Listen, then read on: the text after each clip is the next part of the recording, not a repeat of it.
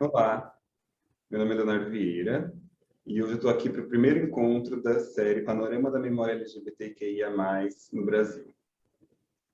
A ideia dessa série é gravar uma sequência de entrevistas sobre algumas discussões e algumas experiências sobre a memória da diversidade sexual no Brasil, pensando nos museus, pensando nas associações da sociedade civil, pensando em várias iniciativas que trabalham com esse tema. E eu queria começar primeiro, comentando sobre uma famosa frase de uma historiadora chamada Emília Viotti da Costa, que diz que um povo sem história é um povo sem memória, né? E, consequentemente, um povo sem história está fadado a cometer os mesmos erros do passado, no presente e no futuro. Essa fala é muito bacana, mas ela aponta também para um ponto que conhecer a nossa história é importante, não apenas para a gente não cometer os mesmos erros do passado, mas também para a gente conhecer a diversidade humana, né? Conhecer a diversidade de formas de identidade de gênero, a diversidade da sexualidade, e pensar também em nos reconhecer como seres plurais, né? Seres múltiplos. Então, a partir desse panorama, a gente começa esse primeiro encontro conversando sobre como o Estado brasileiro, principalmente os museus, tem tratado o tema da diversidade sexual e de gênero. Então, eu estou aqui muito feliz para inaugurar essa série com o Tony Boita. Vou ler aqui o currículo do Tony. O Tony Boita é museólogo, mestre em antropologia social e doutorando em comunicação. Em 2015, ele coordenou o projeto Memória LGBT no Museu de Favela, Pavãozinho e Cantagalo, financiado pela Secretaria Municipal de Cultura do Rio de Janeiro, em comemoração aos 450 anos da cidade. Tony é editor da revista Memória LGBT e articulador da Rede LGBT de Memória e Museologia Social. E atua também desde 2011 no mapeamento de indicadores de memória e museus voltados para a comunidade LGBT. Eu quero começar primeiro agradecendo a disponibilidade e o aceite do Tony e dizer que para mim é uma felicidade muito grande iniciar um projeto como esse, com alguém que me ensina tanto há muito tempo e com alguém que tem tanto a contribuir com isso, né? Tem uma pesquisa assim de vários anos. Então, muito obrigado, Tony. Léo, eu que agradeço. Estou super feliz e também super emocionado com essa iniciativa, com esse projeto, com suas palavras queridas, sempre queridas e gentis. Você é um cara com muitas ideias, com iniciativas maravilhosas. Não sei como você tem tantas pernas para fazer tanta coisa legal. E só tenho a te parabenizar por essa iniciativa. Acho que mais uma vez você consegue fazer um projeto bacana, massa, vivo, e um projeto que traz mais questionamentos, mais demandas do que soluções. E isso é muito bom. Então, assim, parabéns, muitos parabéns, e vamos lá, né? Vai ser muito, muito lindo esse projeto, tenho certeza. Tudo que você faz é muito lindo, então vai arrasar. Obrigado, Tony. Fico feliz com suas palavras. E é isso, né? Acho que trabalhar com um tema que a gente gosta é o que nos dá ânimo, né? Que nos incentiva a continuar. Fico muito feliz mesmo. E eu queria começar primeiro com uma pergunta que eu quero fazer para todos os meus convidados, né? E queria saber de você. Por que a gente deveria falar de memórias e patrimônios LGBTQIA+. Que ótima pergunta, Léo. Vai ser muito bom escutar de todo mundo essa pergunta. Vai ser bem bacana, mas, bom, para mim, falar desse patrimônio, dessas memórias, é falar de vidas. Sempre eu bato muito nessa tecla. Porque quando a gente fala de memória, de memórias, de patrimônios, a gente está falando de vidas vividas, porque esse patrimônio, essas memórias, são construídas porque essas pessoas estão vivas. Se elas não estivessem vivas, esses patrimônios, essas memórias não existiriam, né? E a gente também tem que pensar que o patrimônio e a memória LGBT, quando estão envolvidas com a vida, elas estão ligadas diretamente ao direito, à cidadania, à cultura, à memória, à história. Todos nós somos fazedores de cultura, somos fazedores de memórias, né? Fazemos isso diariamente. Algumas memórias são selecionadas e outras não. Algumas histórias são selecionadas e outras não. E isso demarca claramente qual é o espaço das pessoas LGBTQIA+, no nosso universo, no nosso país. Para você, né, para você ter uma ideia, as pessoas LGBTQIA+, nem o direito à memória da morte elas têm, porque muitas vezes os seus familiares ignoram as suas sexualidades, as suas identidades de gênero, justamente para esconder esse passado, né, essa sua trajetória. Então, quando a gente fala de patrimônio, de memória, de cultura, nós estamos falando de vida, a gente está falando de resistência, a gente está falando de pessoas que, por qualquer hipótese, o ato dela existir e se assumir como gay, lésbica, travesti, transexual, queer, intersexual, ou qualquer identidade de gênero ou orientação sexual não normativa, ela está contribuindo com um mundo que é combatido, historicamente é combatido, invisibilizado e muitas vezes violentado. Então, quando a gente fala dessas duas palavras, a gente está falando de vida, porque se nós tivéssemos o direito à memória e ao patrimônio, tenho certeza que a nossa situação seria diferenciada. Não morreríamos tantos, não seríamos tanto humilhados, violentados, agredidos, e que essa é a grande chave, porque nós somos esquecidos, e quando somos esquecidos, o único caminho que temos é o caminho do cemitério, e seja esse cemitério simbólico, né, ou aquele cemitério de verdade. O crescimento de violências a pessoas LGBTs com o argumento que essas pessoas nunca existiram marca claramente a ausência de memória, a ausência desse patrimônio que existe, está aí, mas é invisibilizado. E você acha que essa sensação de invisibilização das trajetórias LGBTQIA+, né, desse direito à memória por parte dessas comunidades, ela tem sido uma demanda da sociedade? Tem sido uma demanda crescente? Léo, então, eu acho particularmente, e aí assim, falando agora mais como pesquisador, né, nos últimos 10 anos isso se tornou um pouco mais evidente. Isso é fato, né? No Brasil, no mundo isso já está caminhando há algum tempo, né? Sei lá, desde a década de 90. O Trevisan tem uma fala que eu acho muito interessante, que com o movimento do HIV/AIDS, a comunidade gay se tornou conhecida. Se não fosse esse movimento, ainda provavelmente estaria no armário. Então, no Brasil, desde a década de 90, a gente já vê um movimento, mas eu acho que nos anos 2000, né, estrategicamente, em 2010, a partir de 2010 eu vejo isso com muita força. Eu não sei se porque eu acabo estando mais nos movimentos sociais, mas acho que em 2010, a partir de 2010, muita coisa começa a acontecer. Né? Muitas coisas bacanas, e muitas coisas ruins. A imprensa passa a visibilizar mais, né? E não de uma forma negativa, ela passa a reconhecer, passa a visibilizar as pessoas LGBTQIA+. Você vê todos os meios de comunicação, os meios de vinculação, eles passam a dar uma atenção maior, passam a ser eleitos vereadores, deputados em diferentes esferas, com pautas voltadas para a comunidade LGBT, né? E tudo isso vai chegando em um ponto que quando a gente começa a exigir, né? Então, sim, nos últimos 10 anos a gente tem um crescimento muito forte, uma demanda muito grande, mas eu não diria que é uma demanda da sociedade. Aí que eu queria chegar. Eu falaria que eu falo que é uma reivindicação da nossa comunidade.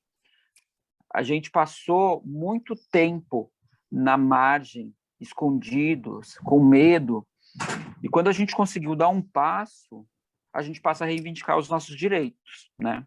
E é isso que fala, porque eu acho que, assim, as eleições municipais, estaduais, federais, né, nos âmbitos de deputados, vereadores, senadores, inclusive, eles perpassam a demandas que é quando essa comunidade, esses grupos de pessoas passam a liderar movimentos querendo eleger pessoas estrategicamente, por exemplo. Né? Da mesma forma, quando os canais de imprensa passam a dar empregabilidade para essas diferentes vozes. E aí você tem, nos diferentes campos de trabalho, diversas pessoas que representam essas siglas trabalhando. Então, automaticamente, a gente passa a reivindicar mais esses direitos. Porque se nos anos passados a gente lutava para ter, assim, né, historicamente, lutava para ter o mínimo de dignidade, acesso à saúde, luta contra a homofobia, hoje estamos lutando muito para sermos lembrados, né? Tanto que esse projeto ele cai muito nisso, né? Ele vai retomar muito essa memória dessas lutas que existiram. Então, se hoje há recursos para se falar das questões de gênero e sexualidade, né?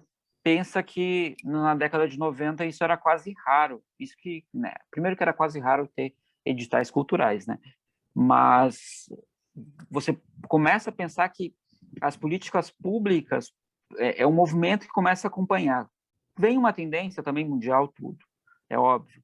Mas eu também encaro como tem um outro papel que eu também vejo que muitas vezes, quando aí a gente engloba, né, a sociedade, alguns grupos, também nós somos utilizados pelo Pink Money, por questões estratégicas, né? Então, acho que a gente está conseguindo reivindicar muitos direitos, nem todos são alcançados, mas a comunidade LGBT e suas parcerias vem conseguindo reivindicar os seus direitos. E a sociedade como um todo vem indo, assim. Também tem essa questão de geração, mas creio que não é uma demanda exclusiva da sociedade, sim, eu acho que é uma demanda muito mais da nossa comunidade. Uhum. E pela sua fala dá para a gente perceber que essas demandas elas vão se espalhando por variados âmbitos, né? A gente tem ali uma demanda política, uma demanda de direito à memória, mas também uma demanda de direito à saúde, direito à educação, né? Pensar na empregabilidade de pessoas travestis e trans, né? E como é que você acha que o Estado tem se portado com relação a essas demandas? Bom, eu sempre falo que a gente tem que fazer várias camadas do Estado, né? Porque o Estado brasileiro é uma grande incógnita. Primeiro que eu particularmente acho que o Estado brasileiro ele possui uma dívida histórica às pessoas LGBT, LGBTQIA+. Por quê? Porque desde a construção desse país, desse território no qual vivemos, as pessoas com sexualidades não normativas, né? E aí, historicamente, LGBTQIA+, é muito recente, então, essas pessoas que não estavam dentro das normas do padrão heterossexual, elas sempre foram perseguidas, foram mortas, foram torturadas. E o Estado brasileiro sempre apoiou isso. Apoia ainda. Isso é fato. Agora, dentro do Estado brasileiro, há diversas pessoas que estão lutando contra isso. E aí, em diferentes segmentos da sociedade, ou seja, há um trabalho formiguinha dentro do Estado brasileiro, de pessoas que estão lutando muito. Mas, né, mas eu penso que, independente do grupo, da comunidade ou do território, a gente é perseguido e alvo de chacotas também pelo Estado brasileiro, né? Por exemplo, posso estar errado, mas a maioria dos chefes de Estado do Brasil, desde a redemocratização, fizeram em algum momento uma piada ou uma chacota homofóbica ou uma lésbico-transfóbica, né? E aí tem vários momentos, né? Que não, e assim, todos. E é uma lástima, porque às vezes é uma simples piada, mas é uma piada que, por mais engraçado que possa ser, ela vai atestar a violência a alguém, a diferença, né? E isso é muito perigoso. É evidente que hoje a gente tem, né, algo muito mais forte, mas o Estado brasileiro ele é muito violento com a diferença. O Estado brasileiro ele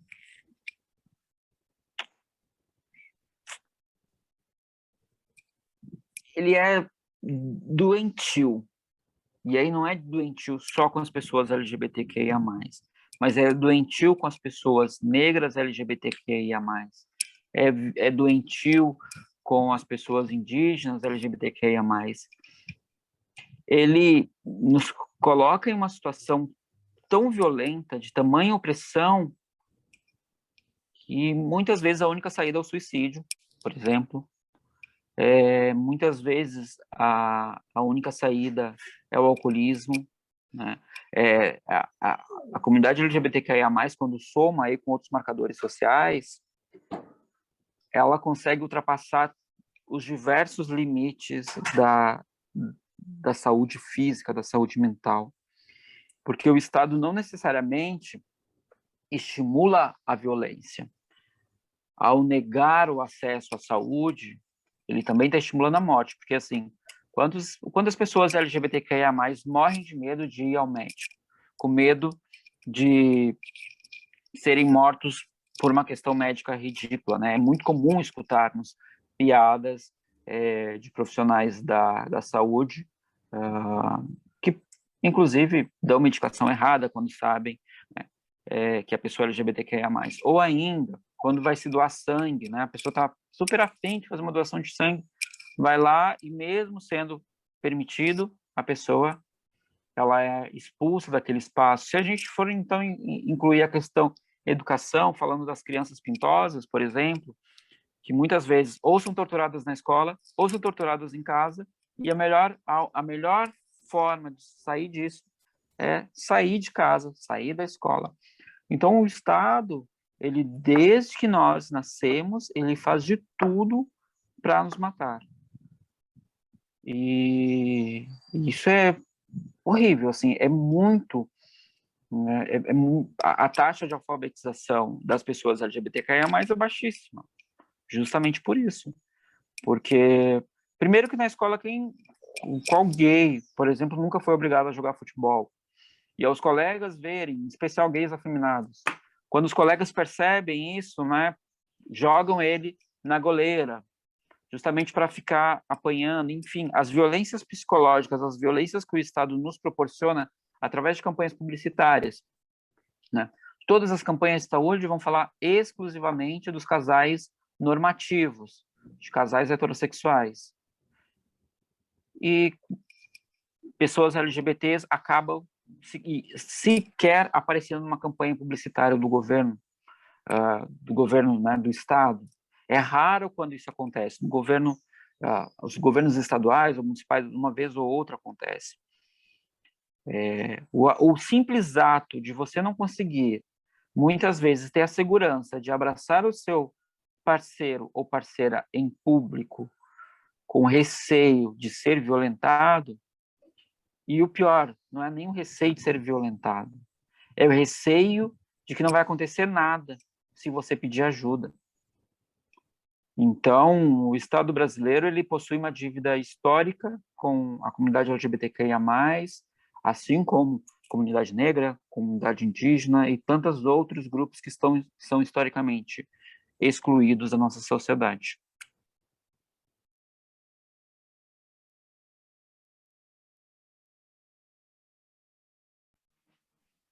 E, afunilando um pouco o assunto, como é que você acha que os museus têm se comportado nesse sentido? Então,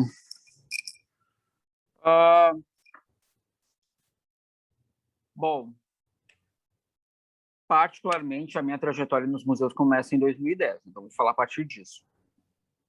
A partir de 2012, eu vejo algo que vem acontecendo.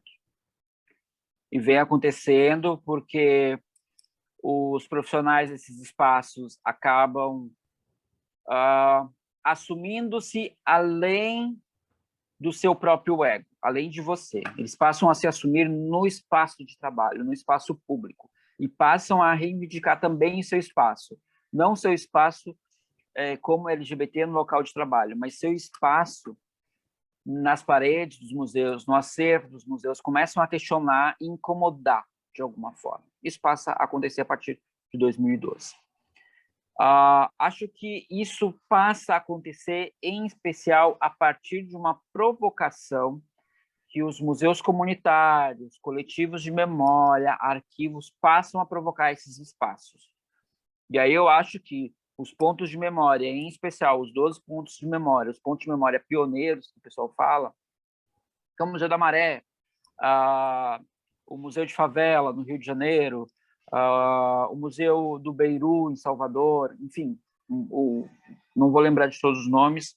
Esses museus passam a provocar esses museus comunitários passam a provocar os museus convencionais ou tradicionais a incluir a diversidade. Nesse discurso ainda a gente está falando de diversidade. E aí passa a aparecer as pessoas negras de favela ou de periferia, a mulher, e aí depois começa a aparecer o LGBT ali de cantinho, que começa a ganhar um espaço, que começa a crescer, quando vê, passa a dominar. Acho que o Museu da Diversidade Sexual também foi fundamental nisso, né? Porque ele passa a provocar e articular ali em São Paulo, que, querendo ou não, São Paulo é o emanador das políticas para o Brasil todo, ele acaba tendo muita estratégia, então, quando algo ocorre diferente de São Paulo, ele passa a ir para os outros museus, então, o Centro Cultural Banco do Brasil, na década de 90, fez uma exposição super massa, além sobre a questão de sexualidades não normativas, além de abrigar a peça de teatro BR Trans. Isso foi para as outras sessões, porque fez sucesso em São Paulo, fez sucesso no Rio de Janeiro, vamos mandar para os outros pontos que a gente tem. E deu certo, né? A gente teve também os museus universitários na década de 90 e continuam, né? E aí é o caso do Museu Antropológico da Universidade Federal de Goiás, com a exposição Homo Remix, que veio até o Giuseppe Campuzano, do Museu Travesti. A gente teve, posteriormente, outras iniciativas, mas o marco mesmo que eu acabo percebendo, e aí os meus estudos apontam isso, que a gente tem ali de 96 até 99, a gente tem uma iniciativa ou não em instituições universitárias ou instituições bancárias. A partir de 2000, os museus começam a experimentar, fazendo muito evento, pouca exposição. 2010, eles começam. Acho que o Fórum Nacional de Museus tem muito a ver com isso também, porque em 2010, o professor Luiz Motti fez uma fala no Fórum Nacional de Museus, em Brasília, que foi o meu primeiro fórum, estava nos primeiros semestres da museologia, e foi quando ele falou isso, tá, e os museus estão fazendo o quê? Imediatamente, os pontos de memória que estavam lá, imediatamente começou várias articulações. E a partir de 2012, com a efervescência das políticas públicas no campo museal, com a criação da rede LGBT de memória e museologia social, com as articulações individuais de cada um de nós, a gente começa a provocar os gestores dos museus, os trabalhadores dos museus, né? Eu tenho sempre um exemplo que eu sempre coloco, que é o do São Sebastião, da imagem de São Sebastião. Eu sempre dou esse exemplo, porque é super comum você perguntar, tá, mas meu museu não tem, em especial museus de arte sacra, arte religiosa, meu museu, até históricos, meu museu não tem nada. Inclusive, eu falei isso uma vez lá no Museu Histórico Nacional, que tem uma equipe muito boa e que vem fazendo atividades incríveis. Mas aí teve essa pergunta, mas meu museu não tem nada sobre a questão LGBT, é um museu histórico, o acervo já está montado, eu não tenho o que fazer. Aí eu tinha passado antes e tinha visto no São Sebastião. Eu falei, tá, mas não tem um São Sebastião aqui? Tem. Então, está resolvido, vocês têm acervo. A questão é a reconfiguração, é o debate. E também você não precisa ter acervo para falar sobre questões de gênero e sexualidade. O serviço educativo está aí para isso, né? A Pinacoteca, por exemplo, quando monta um setor educativo composto por pessoas travestis e transexuais, opa, está ali fazendo várias... E aí é aquilo, né? Empregabilidade, direito à cultura, direito à memória, vários pontos para além de fazer uma exposição, que é algo que eu sempre falo. Não adianta criar só uma exposição, vamos além disso. E o São Sebastião, né, eu falei, é um santo considerado pela comunidade LGBTQIA+, como padroeiro das gays, enfim. E, na maioria desses museus, possui uma peça ou outra que acaba colocando. Outro exemplo que a gente pode falar, museu de tecnologia ou um museu que possui um computador, um teclado. A gente pode falar do Alan Turing, né, e sobre todo o seu contexto. Se a gente for falar sobre um museu que tenha questões indígenas, a gente pode falar sobre o debate de sexualidade com os indígenas antes do período o período da colonização, né? A gente tem vários gatilhos que a gente consegue fazer. E muitos museus vêm fazendo isso. E fico muito feliz que, assim, a maioria não. Uma pequena parte dos museus brasileiros, que são muitos, né? De 3 mil, você ter aí, sei lá, 10, para mim já é muito. Fazendo, mas é bem mais que isso. Estão fazendo ações bacanas, ações pontuais, pequenas. Faz um evento aqui, porque uma coisa que eu percebo, estando hoje trabalhando em gestão de museu, percebo muito isso. Às vezes, você quer muito fazer, mas você precisa do apoio de 2 esferas, da comunidade, porque eles têm que te provocar, eles têm que chegar e falar, né? E a segunda é da tua equipe de trabalho. Se você tiver esse apoio dos 2, que foi o que aconteceu nos espaços que eu trabalho, a gente teve. Já havia uma provocação da comunidade, né, sobre aquilo. Depois você tem a sua equipe querendo fazer e, posteriormente, você tem... Bom, eu não vou soltar todo mundo na fogueira, vamos fazer uma capacitação para evitar qualquer transtorno. Você faz uma capacitação e faz as atividades, mas aí, ao invés da gente, né, no caso dos museus que eu trabalho, ao invés da gente trabalhar com uma exposição ou fazer algo convencional, a gente foi de dentro para fora. A gente conseguiu alterar a missão do museu, incluindo a diversidade, as questões de sexualidade, de gênero, e a diversidade étnica e religiosa, elementos que não tinham na missão, porque era a missão do museu falava exclusivamente da memória dos bandeirantes, né? Então a gente falou, não, beleza, isso também está aqui, mas também tem outras coisas. Se este é um museu que tem que cumprir a sua função social, estar a serviço da sociedade, do seu desenvolvimento, conforme diz a Constituição, o Estatuto dos Museus, então vamos trabalhar de dentro para fora. Foi o que a gente fez, alteramos a missão, teremos regimento interno, e se não fosse a pandemia, a gente estaria trabalhando hoje com exposições e muitas ações educativas. Então, capacitação da equipe, e alguns elementos que são muito importantes. Então, a capacitação da equipe foi um ponto. Por quê?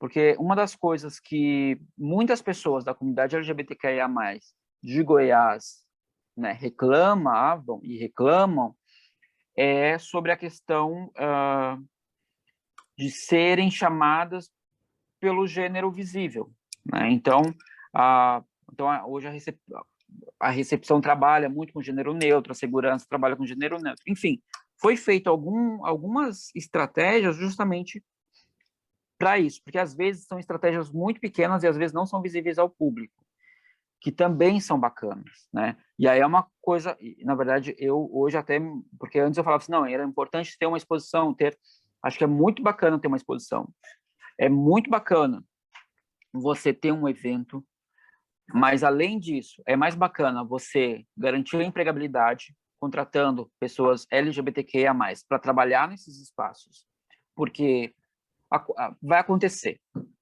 E, segundo, garantir que a instituição tenha mecanismos institucionais para garantir esse público. E os outros museus, e alguns museus do país também estão fazendo isso. garantindo a empregabilidade, mexendo aí nos seus debates, nas suas missões, né? E isso vem acontecendo, mas eu percebo que isso ocorre muito a partir de 2012, que eu começo a ver essa transformação, que está em diálogo com todas as políticas públicas que também vem acontecendo, a questão de saúde, de educação, de história, de memória. Então, eu acho que nos museus convencionais brasileiros, a partir de 2012. Nossa, muito importante a sua fala, assim, principalmente esse final, onde você traz que a atuação dos museus pode ser para além do campo simbólico, né? Para além do propriamente dito com memória e patrimônio, né? Então, essas instituições elas conseguem interferir em empregabilidade, elas conseguem interferir em políticas de saúde, né? Política de geração de renda, né? Conseguem interferir na cidadania como um todo, né? Ah, eu até esqueci de falar que é algo que eu sempre falo e eu consegui executar isso morrendo de medo, mas, enfim, a equipe comprou a proposta que foi a distribuição de preservativos em um dos museus. Por quê, né? O grande público dos museus são pessoas sexualmente ativas, enfim, né? E no Carnaval a gente começou com essa ideia, deu super certo, porque também a gente tem que pensar para além, né? Pensar em várias estratégias, mas é justamente isso. O museu está além de uma exposição.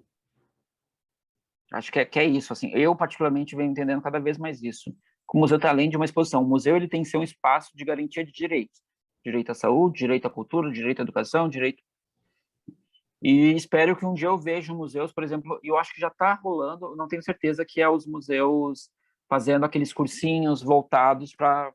cursinhos preparatórios para o Enem, para pessoas travestis, transexuais, LGBTQIA+, por exemplo. E, Tony, você publicou um livro recentemente chamado Museologia LGBT, Cartografia das Memórias LGBTQIA+. E aí eu queria que você falasse um pouquinho da pesquisa e pensando nessa nossa conversa, como você enxerga paralelos entre essa situação brasileira que a gente conversou até agora e esse cenário internacional? Bom, aqui está o livro, não sei se vocês vão conseguir ver. Capa, É lindo. ilustração do Ricardo Sanzi, prefácio da professora Camila Wichers, não foram enviadas para os demais colegas, inclusive para você por causa da pandemia, porque eu não vou nos Correios, está tudo aqui parado. Mas, enfim, esse livro, ele é 10 anos de trabalho, que foi um pedaço da dissertação e que posteriormente tornou-se uma publicação que a gente conseguiu deixar ele mais maleável, que era algo que eu queria que ele fosse, para além de um livro, que ele fosse muito mais um pocket, um trabalho mesmo cartográfico, mas que fosse um manual, que a pessoa pudesse folhear e ver as imagens coloridas, os trabalhos, que tivesse figurinhas. Eu gosto muito de livro que tenha figurinhas, tá? E aí a gente conseguiu fazer, assim, não sei se vocês vão ver, então ele é coloridinho e tal, ele foi feito com muito carinho, muito, muito cuidado. Enfim, nesse livro a gente cartografou 121 iniciativas, entre elas acervos, museus que possuem acervos, arquivos, patrimônios, monumentos e museus transgressores. Eu adianto que, felizmente, ele é um livro já defasado desde o seu primeiro ano de publicação, porque vem surgindo muitas iniciativas. Ele é uma cartografia do mundo, então Cuba está com uma iniciativa muito bacana de um arquivo. Vários países da América Latina estão desenvolvendo, né? E na América Latina a galera curte mesmo arquivos, isso que eu venho percebendo. Muitas iniciativas vêm surgindo, outras tantas vão fechando as portas ou se juntando com outras, formando redes. Esse livro, então, ele fez uma cartografia de 121 iniciativas, tendo como princípio que cada instituição de memória tenha desenvolvido nos últimos 10 anos, no mínimo 2 exposições ou uma exposição e um evento voltado para a comunidade LGBTQIA+. Então, foram encontradas iniciativas em todo o globo, com exceção dos países onde a comunidade LGBTQIA+, ela é morta, né? Então, uma das coisas que a gente conseguiu perceber nesse livro foi que onde há o mínimo de direito, o mínimo de dignidade humana, as pessoas LGBTQIA+, há iniciativas voltadas para a preservação de suas memórias. Então, onde a vida, há memória, onde há morte, há esquecimento. E isso fica muito evidente nas páginas. Então, a gente tem iniciativas muito bacanas, muito legais. É óbvio que a gente tem, é óbvio que na América Latina, no Brasil, vai aparecer mais iniciativas, porque, né, é mais fácil as redes, os contatos, mas há muitas iniciativas na Oceania, né, em especial no Camboja, que é um país muito massa, e com iniciativas muito incríveis que as iniciativas em Memória e Museologia Social Brasileira deveriam conhecer. E a gente perpassa aí um pouco também sobre a história do movimento LGBT brasileiro. Enfim, tem muita coisa bacana. Esse livro está sendo comercializado na editora Metanoia. 20% dele está disponível, você pode baixar ele e ler. Tá? A parte dele já é gratuito, né, que é um chamariz, e aí, se quiserem saber mais, é só comprar o livro que está lá disponível, porque a gente está caminhando para a segunda já a edição. E também, hoje, para você, assim, né, que até baseado agora um pouco na pergunta anterior, que tem a ver com o livro, porque em 2010 nós tínhamos 10 pesquisas, 10 museus, iniciativas no Brasil. Hoje a gente tem mais de 40. Então, assim, cresce muito rápido, só que é isso, a gente sabe que os nossos museus, espaços de memória, têm um problema com a documentação da sua própria memória. E isso, então, é um grande empecilho para a gente conseguir caminhar com a pesquisa. Mas a gente vê um crescimento no mundo todo dessas iniciativas. É evidente que nos Estados Unidos ele tem os seus marcos, porque você tem o marco de Stonewall, torna-se aí o grande marco, o grande mito criador da comunidade LGBTQIA+. É evidente que isso é um fato real, aconteceu, mas os Estados Unidos conseguiu exportar esse mito de forma muito feliz para o mundo todo, ignorando os seus próprios Stonewall. No Brasil, a gente teve movimentos muito similares e todos os países tiveram ações, né? No Paraguai a gente teve também, enfim, todos os países nós tivemos. E os Estados Unidos a gente tem os principais museus hoje estão nos Estados Unidos, né? O Museu de Stonewall, Museu LGBT, diversos arquivos, e Museu Nacional LGBTQIA+, mas também eles têm um investimento público e privado pesado em cima dessas iniciativas, né? O Schulz Museu, na Alemanha. Então, nesses outros países, você percebe que a comunidade, que os espaços de memória LGBT são muito mais privados do que públicos. Então, você tem que tem valor de ingresso, né? Você não é igual ao Museu da Diversidade, que é gratuito, por exemplo, e é um espaço público. Só que, ao mesmo tempo, eu gosto muito das iniciativas que são museus convencionais e abrigam exposições LGBTs, que isso é muito comum. Por exemplo, o British Museum, na Inglaterra, ele tem diversas iniciativas para a comunidade LGBTQIA+, em seu acervo expográfico. Então, tem um mapinha que você pega na portaria para visitar somente o acervo LGBTQIA+, que está exposto, por exemplo. Você tem os museus canadenses que vão ter uma mesma narrativa. Então, dentro de uma exposição super religiosa, conservadora, tradicional, você vai ter uma exposição temporária sobre a questão LGBTQIA+. O que eu percebo é que ainda no Brasil, a gente, não só no Brasil, mas como na América Latina, a gente está muito ainda na caixinha. Tem que ter um museu só para isso, os museus e as suas tipologias. Tipologia essa, só pode ter isso. No museu disso, só pode ter isso. Que é onde os homofóbicos que trabalham nos museus, os seus gestores, se escondem. Não, meu museu é histórico, então eu não tenho muito o que fazer. Fiquei muito feliz, por exemplo, que o Memorial da Resistência fez a exposição sobre a ditadura LGBT no Brasil, porque ele traz o tema da ditadura soma com a questão LGBT, né? É isso, é mesclar os temas, porque a comunidade LGBT ela está presente em diversos tempos históricos, em diversos territórios, em diversos grupos étnicos, sociais, enfim. Então, os museus e em diferentes períodos da história da arte. Então, isso pode ser muito bem trabalhado. Mas, no Brasil e América Latina, isso ainda não tá caminhando muito, está muito ainda preso nas caixinhas, com exceção dos museus comunitários, que eles conseguem quebrar essa caixa aí. Mas eu acho que é uma questão, como muitos dos atores e atrizes dos museus comunitários já passaram por muitas opressões, acho que eles, em si, eu particularmente acho que eles lutam pela qualquer forma de opressão, então essa mescla é comum, né? Por exemplo, o Museu da Maré fez uma exposição sobre a Marielle. Ponto. Né? Mas por que a Marielle? A Marielle era da Maré, então você faz essa mescla. Mas outros museus históricos que poderiam discutir a questão da Marielle, justamente por ser uma vereadora, ter todo um papel histórico, acabam não incluindo a sua pauta nos debates.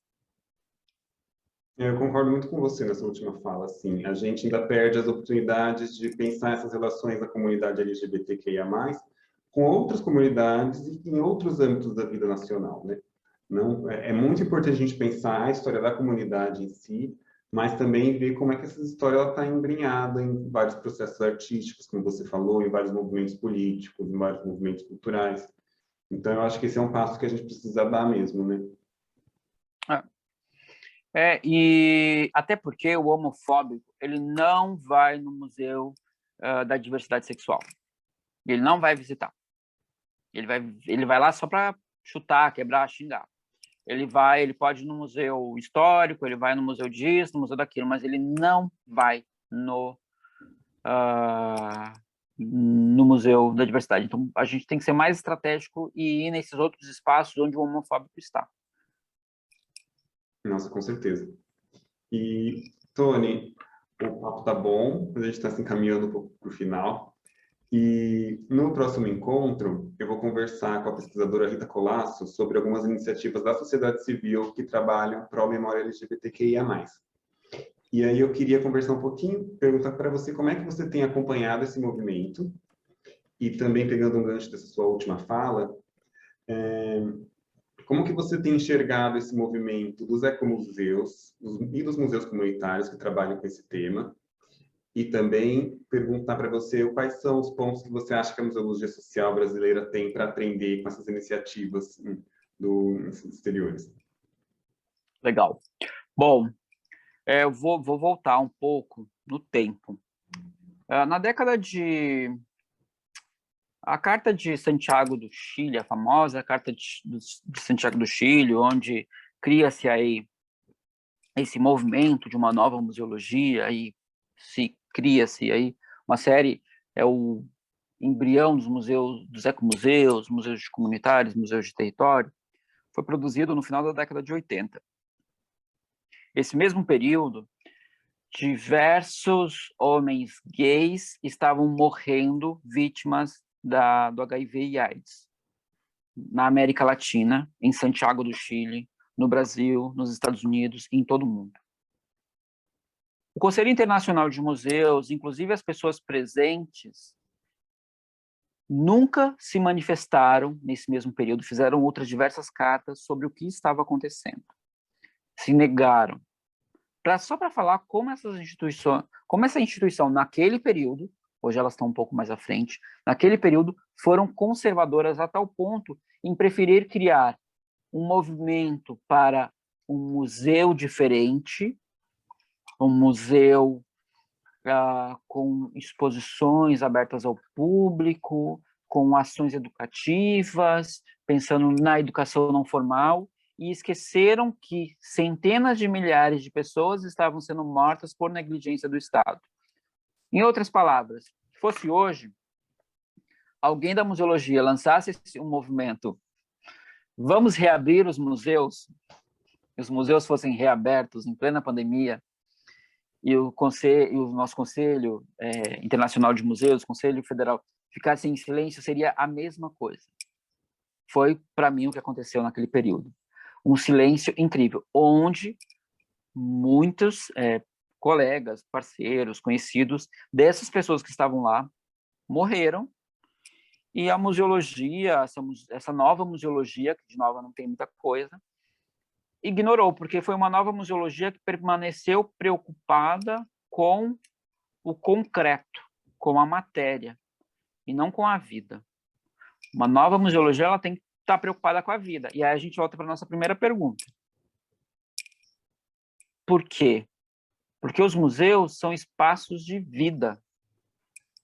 E porque os objetos rememoram vidas, rememoram memórias.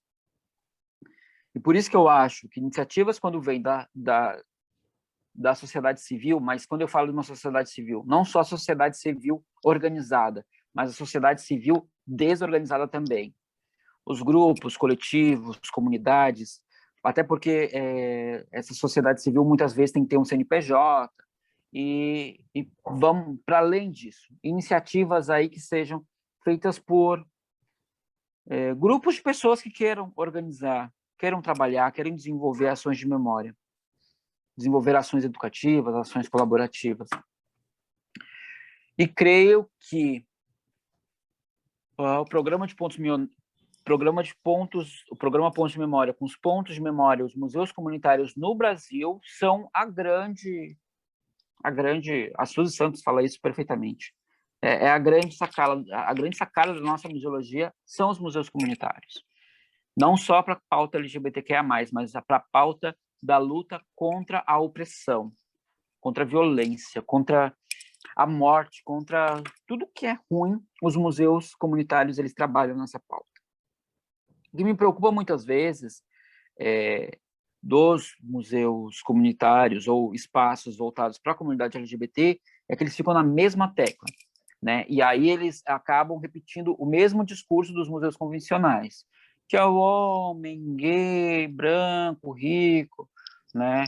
Eu mesmo já fiz isso, não nego, hoje não faço mais, mas você querer, vamos discutir sobre os grandes líderes LGBTs, que são só homens, né? O Mário de Andrade, o Santos Dumont, o fulano, são só homens brancos. Ah, não, tem Madame Satã ali, que era um marginal carioca, né? Que era negro, beleza. Mas, o Clóvis Bornai, branco. Então, assim, a gente começa a reproduzir o mesmo discurso que os museus convencionais estão fazendo, só que com outra pauta. Eu já fiz isso, e hoje não faço mais, assim. E aí, não, mas e as mulheres, tá? Mas também, até que ponto? E os museus comunitários, eles vêm para te dar um soco no estômago e falar assim, não, tá errado isso aí. Né? Tá bem errado, porque essas pessoas, né, já têm a sua memória ali de boa, só que as travestis e transexuais de 80, 90 anos, que têm uma história incrível, que viveram por gerações e tem a sua história esquecida, porque ela não é um homem branco de classe média alta, ou até a bichinha POC, lá do interior de algum estado brasileiro. Hoje, tem uma pessoa muito, assim, muito próxima que eu vejo, uma pessoa muito próxima que eu conheço, é um senhor de 70 anos, que é gay, super assumido, que está no interior, assim, e que é o cara que é o doceiro da cidade, é o cara que faz o doce para as festas religiosas, quadrilha, festa junina, e tem uma memória incrível, assim, até agora na cidade de Goiás, agora não, uns 4, 5 anos eles fizeram uma homenagem ao NEM, que era um cara que criou uma boate no interior do interior, o cara me criou uma boate. Só que assim, não era uma boate gay, mas assim, só ia gay. E o cara, posteriormente, ele foi homenageado pelo movimento gay daquele município. Essas micro memórias, essas micro histórias que eu acho que essas iniciativas elas têm que percorrer, né? Acho que isso é muito bonito e quebra um pouco. E acho que a museologia comunitária, os museus comunitários, o que a gente chama aí de museologia LGBT, ela vai trabalhar muito com isso, né? Esses grandes líderes, essas grandes pessoas, o primeiro, o pioneiro, acho que passou, pelo menos para mim. Acho que a gente tem que investir na galera que a gente sabe que se a gente não for... É igual os museus comunitários. Se não houver iniciativas das próprias comunidades para desenvolver ações em suas periferias, em suas favelas, em suas comunidades, em defesa da sua própria memória, ninguém vai fazer isso por eles. E por isso que a gente tem que pegar as Irenes, né? A gente tem que pegar essa galera e trabalhar com eles, com essas pessoas. Porque se a gente não trabalhar com essas pessoas, ninguém vai trabalhar. Tem um exemplo que eu sempre lembro, Ione Carr. Ione Carr, que é lá do Museu de Favela. Tem várias passagens. Para mim, uma das mais bonitas foi quando ela falou: eu sempre quis fazer um show na minha comunidade, mas nunca consegui.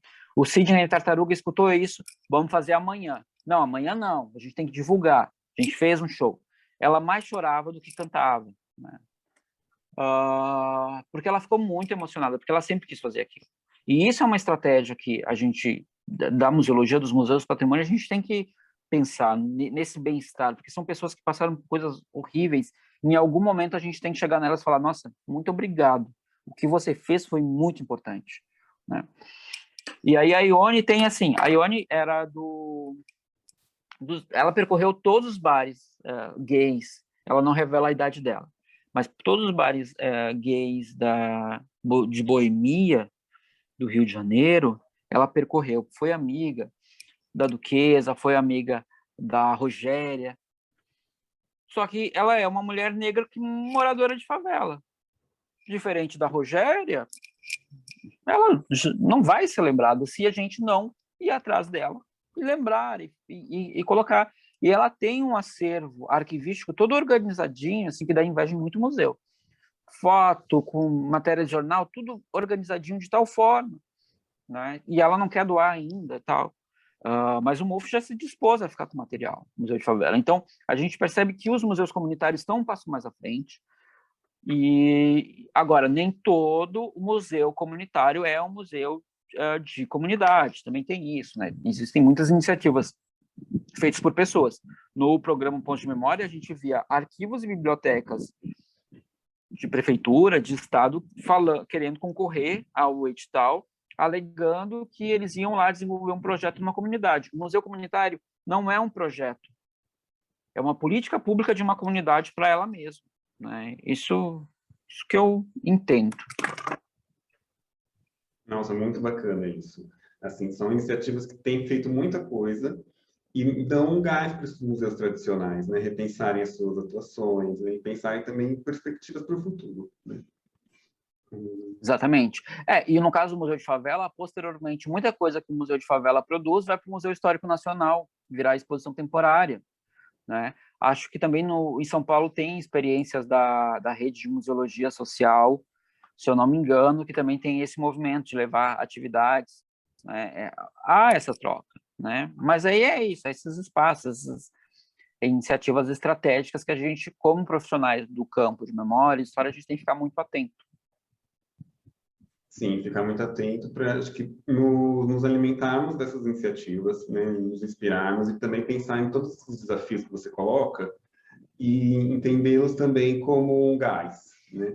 Porque eu acho que nessa conversa a gente conseguiu conversar sobre um panorama bem bacana de como que o patrimônio e as memórias LGBTQIA+, têm sido trabalhados aqui no Brasil. E como você trouxe no início, essa conversa deixa muito mais questões, muito mais desafios do que respostas, do que caminhos a serem seguidos, né? Então a gente tem que se manter em pé e se manter firme, porque nosso trabalho é longo. Exatamente. A gente tem que se manter em pé, a gente tem que se manter firme, a gente tem que se manter feliz e manter a nossa galera unida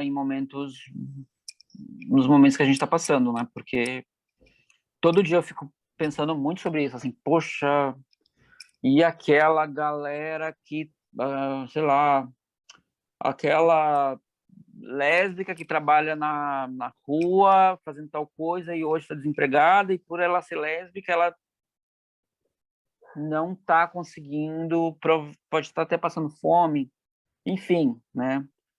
Há várias situações aí que a gente precisa de humanidade entre nós, né? Entre nossos pares. Concordo totalmente. Tony, finalizando aqui, eu queria agradecer mais uma vez por você ter topado o convite, né? Agradecer pela disponibilidade. Ficaria aqui mais um bom tempo nessa conversa. Eu sou daqueles que ainda não cansou de reunião online. É muito excessiva, mas, ao mesmo tempo, nos permite, né, conversar com pessoas que estão longe, e nesse momento eu acho fundamental. Então, eu sou desse que adora um Meet.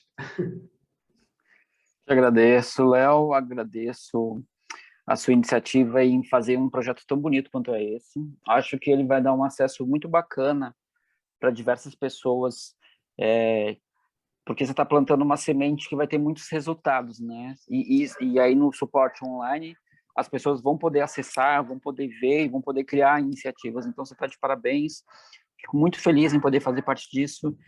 E vida longa a este projeto e aos demais. Muito obrigado pelo apoio, Tony. Vida longa, e tomara que a gente consiga fazer, ter outras edições desse projeto, né? Porque acho que a ideia é essa mesmo, né? A gente multiplicar iniciativas como essa pelo Brasil, né? A gente está falando aqui de um lugar privilegiado, e aí eu falo de mim, principalmente. Então, é importante reconhecer esses privilégios, atuar da forma que a gente consegue, da forma que é possível, e também incentivar com que outras comunidades e outras memórias venham à tona, né? Acho que esse é o importante de iniciativas como essa. Exatamente, Léo. Muito parabéns, trabalho incrível. Obrigado, Tony. Um beijo. Outro beijo, tchau, tchau.